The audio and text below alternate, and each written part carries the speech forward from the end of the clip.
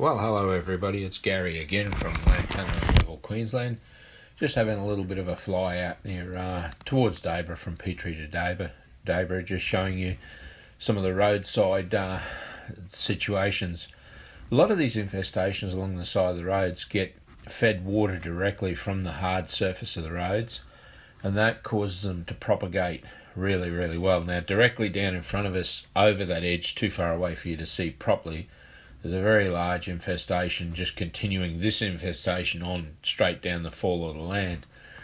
This is what happens when Lantana propagates by water and moves by water.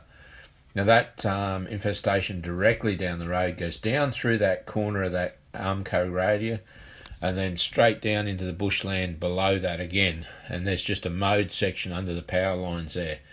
But that's a continuous of Lantana from this infestation up here. And this infestation also falls the other way off the road here into a steep gully beside the road. See, nothing gets to those trees, and this plays out over millions upon millions of hectares of Australian land under the council operations right across the state. So smaller roads like this are supposed to be managed by councils. None of this stuff's ever been managed along these sides of these roads in 20 odd years.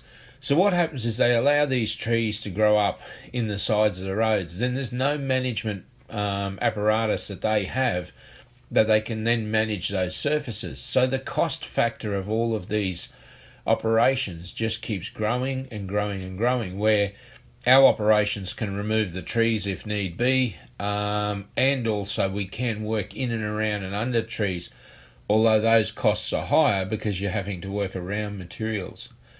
But here's another spot. These are just random spots along the road just to show some of these things. Now, in this one, this is being fed by a better hill up behind it, and it has more water, so it's much more lush. This was shot on the same day in basically the same sort of... This is about a 1.5 kilometre stretch, so this is just a small sample of these areas.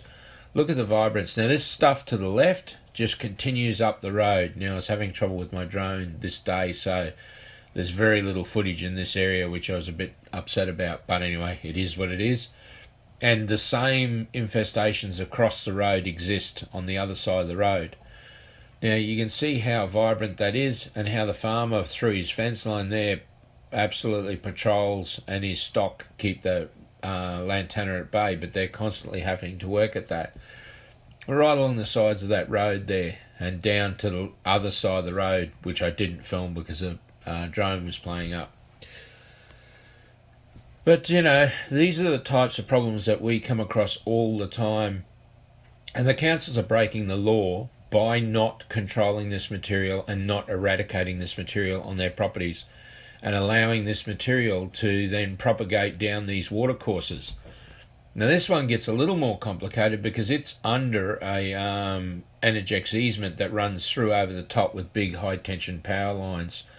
But this is a very wet area, and it's very heavily infested, and it continues down these watercourses. Now, you know, at every level, a council and a government, state government, should be looking after these areas, especially the waterways. And there's zero management of these areas. It just can't. You can't get your head around how these things are allowed to establish like this, and then to propagate. One of the problems that they do is they allow all of these small trees and all of these small shrubs to grow up close to this material, and then machinery and apparatus can't come through and clean up the material itself. Makes it harder.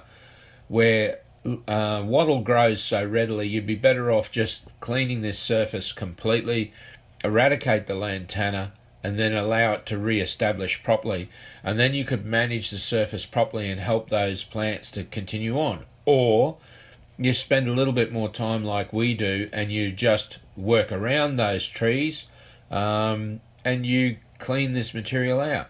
They tell you that this material won't grow in really wet areas, and yet you'll see here how this material's actually sitting in water, and it is really healthy. But when you track this material, see on the other side of the road there, it's over there as well, all the way along these sides of the roads, just being fed any runoff from the roads, keeps them the most lush. And one thing it shows you crystal clear is this material is blocking the water for the runoff down the rest of the road, the creekway here. Have a look when I fly over the other side, and you'll see the stark difference in the lushness of the vegetation, where this material stops the water first, soaks up the water, prospers from the water, seeds further downstream, and is eventually going to push all of this material, all of these grasslands out on the other side of this tree line here. And it really, really crystal clear shows how bad this material is. Now, once this material gets to this stage, it's only about 12 months from climbing these trees, and then it'll kill out these trees as well. That's the next step that will come along with this. See how wet it is there and how much water this material is sitting in and how prosperous it is? It continues to seed. Look at the greenness of the material. That continues straight down there where the drone's facing now, and then it curves around to the left following the tree line through this drainway, propagating all that material as well. Now what will happen is some of the cockspur and the cat's claw will show up with this material now, and then it will start to really climb all of those trees that's facing there. Look at how the grassland vegetation is suffering and not prospering, and look how lime green and fantastic this lantana looks. And it will just continue down that surface with nothing to stop it. So what will happen is Energex will come in. They'll come in with their mulching units, and they with their subcontractors, and they mulch the whole lot. They'll mulch those trees, the whole lot. Nobody will say boo to them because they can do whatever they want. And from there, the lantana will come back even stronger because all of the overhead canopy is already removed, and it'll come back even stronger. It does everywhere they do that practice. It's just like throwing petrol on it. It is a ridiculous situation of exactly how they work with these types of material. And I see that the state government's just created some funding to rewrite the handbook on best practices again, with the same people that have doubled this infestation levels in 10 years. Like, the insanity of the state government just is hard to imagine. And they're putting a piddly $750,000, but it's all going to government departments. Instead of it actually going to eradication situations, it's only going to try and educate the public on worst case practices. Like, they doubled it. How could you possibly be calling something best practices? It just defies all logic that these people just do not get it. The Anastasia Palaszczuk government just has never picked up the phone to even contemplate changing the procedures that are used to eradicate this material and get serious about it. They've picked a few councils to run this through, I believe, closer to biosecurity so they can work with those things. But anyway, these things are seen, and the council breaks the law by this material being here and them doing nothing about it. So wherever lantana shows up in the sides of the roads, the contractors then just drive around the lantana. Okay, that's it. It's then taking over. And where the councils allow the small trees and everything to grow up along these fence lines means that no other management practices then are done on these surfaces, and then the lantana just explodes.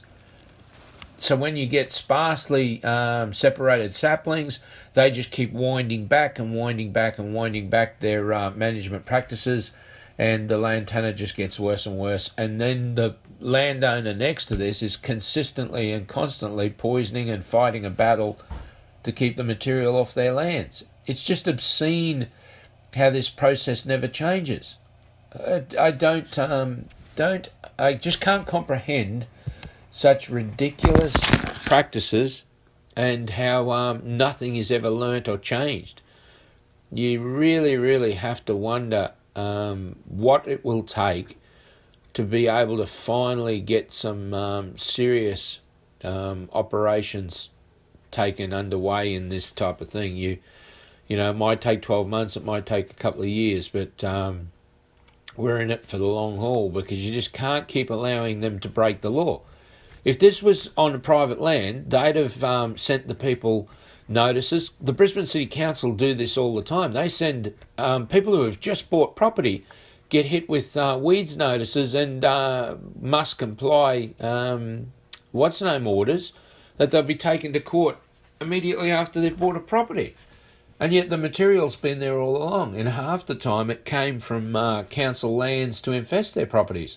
Now, this is Moreton Bay Regional Council areas, not Brisbane City Council, but these councils act as a law unto themselves, and they have these infestations breaking the law. The state government knows the councils are breaking the law, yet they're going to put $750,000 into another study. That insanity is just crazy, that nobody stands up to the Palaszczuk government and, you know, starts to ask the questions of what the hell are you thinking? Now, these are council infestations, once again, on the footpath. Nobody can walk along this footpath. Nobody can go along this side of this road here in safety. But immediately through this fence line, where this infestation came from, okay, is the water board. It's just insanity. And yet it doesn't take that much to clear up these surfaces and then to eradicate this material. And yet the council want to continuously play games and say, no money for it, we can't do it. And yet it's against the law. Just amazing how they can prosecute people through the courts, because you have to ask yourself about the court action. How is the court becoming complicit to illegal activities and enforcing them against public citizens when the government is completely acting outside the law? And they know there is no argument when you talk to state government departments like the DPI and the DAF and the environment departments. They openly admit that the councils are acting illegally, and the councils know they're acting illegally. You cannot allow this material to be released to the environment, so you have to cut a buffer around the property perimeter within your property, and then you must maintain that buffer to stop this material from leaving your property. That's the law. There's no grey area in it. Then you must reduce the mass over a period of time. So they say if you had 100 acres, you have to have a game plan of how much per year you're going to reduce that mass, and they expect it to be done in a reasonable amount of time, even despite your monetary constraints. Now you can see a little bit top left, how this material has weakened that canopy of the trees to the left-hand side there now, cutting indentations into that overhead canopy. And eventually it'll drop all those trees as it goes through and starts to climb. Now this material here this is the worst time of year to film this material, because it's the hardest time in winter. But you can see the differences in where it gets more water and it gets a bit less water. But you start to see how this all propagates out of these areas. So you allow an infestation to start climbing, to start propagating on hillsides, and then it continues out onto the footpath, and then it continues across to the low side of the road, and then it continues on into the lower properties down the rest of the way. But I don't think anything's going to change until people, the general public, start suing the governments for the negligence, and also sue them for the damages. You know, it would have been nicer to have governments actually step up and go and start to deal with these issues, but it seems as though there's nothing but cover up, and we'll go write another book, we'll go write another manual. It's just insanity. The last one doubled the thing, the next one will triple it over the next 10 years. This is waterboard. You can film waterboard all day, every day. They are probably one of the worst offenders, and yet they're supposed to have a fairly decent budget for weed management control, and yet they won't even answer the phone. I've inquired to them multiple times, and you will not even receive a response from Southeast Queensland Water. It's obscene that they won't even respond at all. It's just crazy. But you can see the infestations on this particular spot. When you go out to Dundas, it's just insane. It's thousands of acres pouring out and across into national parks who are equally as infested, and pouring out into the local grazing lands all over the place. It's the scale of it really needs to be seen. But I didn't have my drone with me last time I was out there, and I'm going to have to take a special trip out there, obviously, to spend a day filming, which will be monumental. But we'll wait till summer when there's decent rains and there's a huge amount of growth in the material. So see how the lay of the land all falls down. Where I'm facing with the drone, I'm turning a little bit uphill at the moment, but you can start to get a feel for how this material's travelled down this gully over to our right. So it just keeps propagating out.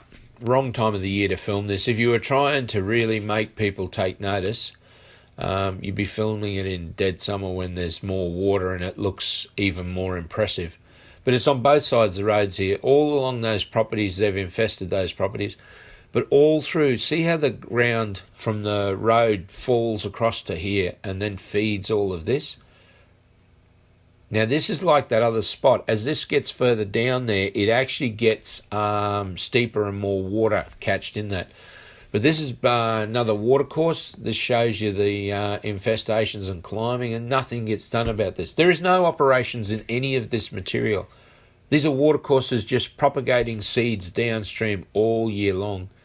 Anyway, I'm Gary, Lantana Removal, Queensland.com.au, 0449 986 880. Thanks for watching. We'll catch you next time. Bye-bye.